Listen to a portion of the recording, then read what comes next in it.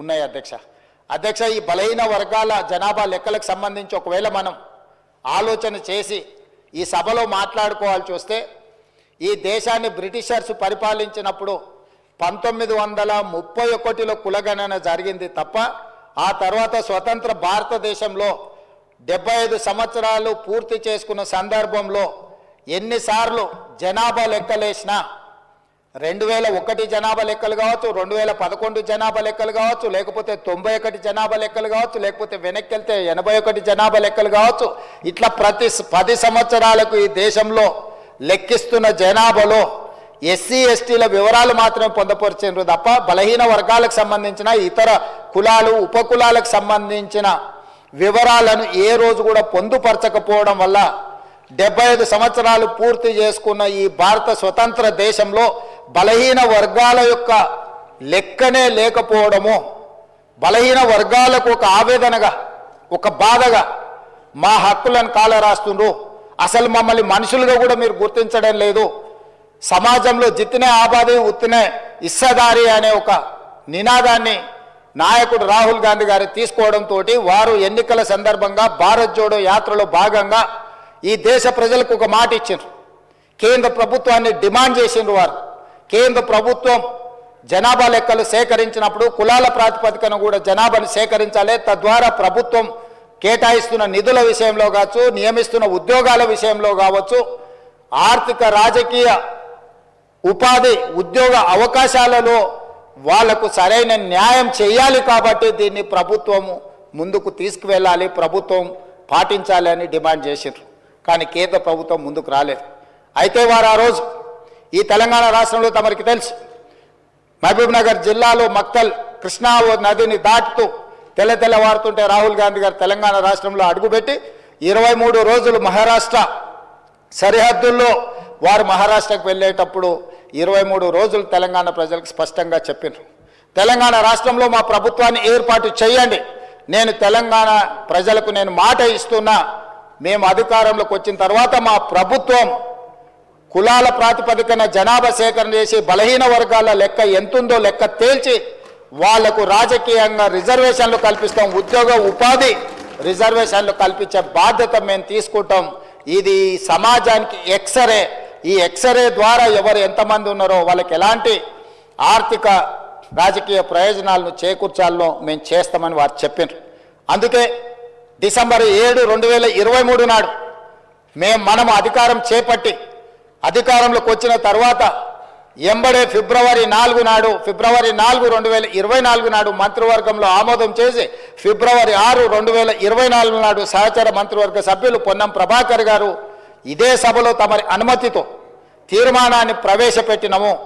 ఆ తర్వాత పార్లమెంటు ఎన్నికలు 5-6 నెలలు ఈ ప్రక్రియకు పార్లమెంట్ ఎన్నికల వల్ల విఘాతం కలిగింది. కానీ ఈ ప్రభుత్వం మా నాయకుడు మేము ఇచ్చిన మాట ప్రకారం ఈ సమాజంలో కులగణన జరగాలి, కులగణనలో రాజకీయ ఆర్థిక సామాజిక అన్ని వివరాలను పొందుపరచాలన్న ఆలోచనతోటి ఈ కార్యక్రమాన్ని ముందుకు తీసుకెళ్లాలన్న లక్ష్యంతో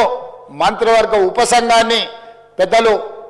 ఉత్తమ్ కుమార్ రెడ్డి గారి అనుభవాన్ని దృష్టిలో పెట్టుకొని వారిని దామోదర్ రాజ్ నరసింహ గారిని, పొన్నం ప్రభాకర్ గారిని, దుద్దిల్ల శ్రీధర్ బాబు గారిని, సీతక్క గారిని కమిటీలో పెట్టి ఈ ప్రక్రియను మొత్తం ముందుకు తీసుకువెళ్లే ప్రయత్నం చేసినాం. ఈ ప్రక్రియలో భాగంగా బీహార్, అంతకుముందు కర్ణాటక రాష్ట్రాలు ఈ ప్రక్రియను చేపట్టి బీహార్ తీసుకొచ్చిన ఈ వివరాలను కోర్టులు కూడా వాటి మీద స్టే ఇవ్వడంతో తప్పిదం జరగొద్దు, ఇది పక్కడబందిగా ఉండాలి అని చెప్పి అధికారులను ఆయా రాష్ట్రాలకు పంపించినాం. అధ్యక్ష, ఇదేదో ఆషామాషిగా ఇక్కడ ఉన్న కొద్దిమందిని పంచాయతీరాజు లేకపోతే ఏదైనా డిపార్ట్మెంట్కి సంబంధించిన క్రింది స్థాయి ఉద్యోగస్తులను పంపించే వివరాల సేకరణ కాదు అధ్యక్ష. ఈ దేశంలోనే ఈ దేశానికి ఆదర్శంగా ఉండే ఒక దిక్సూచిగా మారాలని తెలంగాణ రాష్ట్ర ప్రభుత్వం ఇతర రాష్ట్రాలలో ఇట్లాంటి ప్రక్రియ చేపట్టి ఈ ప్రక్రియ న్యాయస్థానాల ముందు నిలవకపోవడం, ఈ ప్రక్రియ వల్ల జరిగిన నష్టాన్ని అంచనా వేయడానికి కూడా ఇతర రాష్ట్రాలకు అధికారులను పంపించి ఆయా రాష్ట్రాలలో జరిగిన పరిణామాలను మనమంతా కూడా ఒక స్టడీ చేసి అధికారుల నుంచి నివేదిక తెప్పించుకొని తద్వారా జనగణన ఏ విధంగా చేసిండ్రు, ఇతర రాష్ట్రాలలో కులగణన ఏ విధంగా నిర్వహించిండ్రు, వీటన్నిటిని పరిగణకు తీసుకొని పదే ముఖ్యమంత్రి స్థాయిలో నేను ప్లానింగ్ బోర్డు ఉప ముఖ్యమంత్రి గారు ఆర్థిక శాఖ కిందకు వస్తుంది వారు, అదేవిధంగా మా cabinet sub committee chairman Uttam Kumar Reddy గారు వివిధ సందర్భాలలో చీఫ్ సెక్రటరీ గారితో సహా 12 సార్లు సమావేశాలు పెట్టి సమీక్షలు చేసి అధికారులకు సూచనలు చేసి ఒక పకడ్బందీ ప్రణాళికతోటి ఏ విధంగా అయితే జనాభాను మనం లెక్కిస్తామో ఆ రకంగా మొట్టమొదట ఇండ్ల వివరాలు సేకరించే కార్యక్రమం చేపట్టిన అధ్యక్ష. ఈ తెలంగాణ రాష్ట్రంలో ఉన్న పాత 10 ఉమ్మడి జిల్లాలలో ప్రతి గ్రామంలో, తండాలో, గూడెంలో ఇండ్ల వివరాలు సేకరించి ఆ ఇండ్లను అన్నిటిని కూడా ఎన్యూమరేట్ చేసి ఆ ఇండ్ల మీద స్టిక్కర్ అంటించి ప్రతి 150 ఇండ్లను ఒక గ్రూపుగా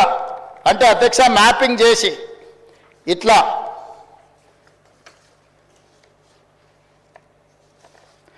ప్రతి ఇంటిని కూడా ప్రతి ఇంటికి స్టిక్కర్ అంటించి ప్రతి 150 ఇండ్లను ఇట్లా మార్కింగ్ చేసి ఈ రకంగా 150 ఇండ్లను ఒక యూనిట్ కింద ఒక బ్లాక్ కింద గుర్తించి ప్రతి యూనిట్ని ఈరోజు నేను ఇంతకుముందు చెప్పినట్టు 94,000 పైచిలకు యూనిట్లుగా గుర్తించి వీటి ప్రతి ఏరియాకు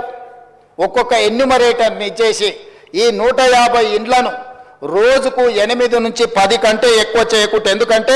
10 కంటే ఎక్కువ చేస్తే వాళ్ళు తొందరపాటులో హడావిడిగా చేయాలన్న నిర్ణయంతో వాళ్ళు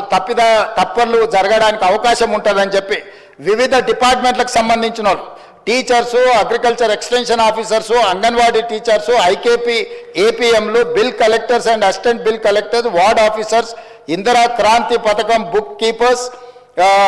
chairman, environment engineers, Panchayati Raj secretary, junior assistant, record assistant, typist,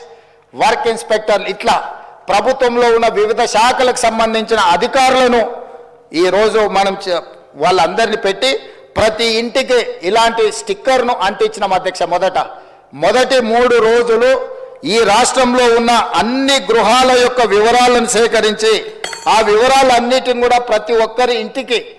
ఇట్లా స్టిక్కర్ అంటించి ఫస్ట్ ఇండ్లను గుర్తించడం జరిగింది అధ్యక్ష. ఆ తర్వాత ప్రతి ఇంటికి మన ఎన్యూమరేటర్లు వెళ్ళి ఇట్లాంటి అప్లికేషన్లు తీసుకెళ్ళి అధ్యక్ష ప్రతి ఒక్కరి వివరాలు వాళ్ళందరితో సేకరించి 8 పేజీలల్లా అక్కడికి వెళ్ళి వాళ్ళతో మాట్లాడి వాళ్ళు ఇచ్చిన సమాచారాన్ని తీసుకొని వాళ్ళ సంతకాన్ని కూడా కుటుంబ యజమాని పేరు, మొబైల్ నెంబర్తో సహా సంతకం వాళ్ళు తీసుకొని, ఎన్యూమరేటర్ సంతకం తీసుకొని, సూపర్వైజర్ సంతకం తీసుకొని ఈ రకంగా సమాచారాన్ని 8 పేజీలలో పూర్తి వివరాలతో కూడుకున్న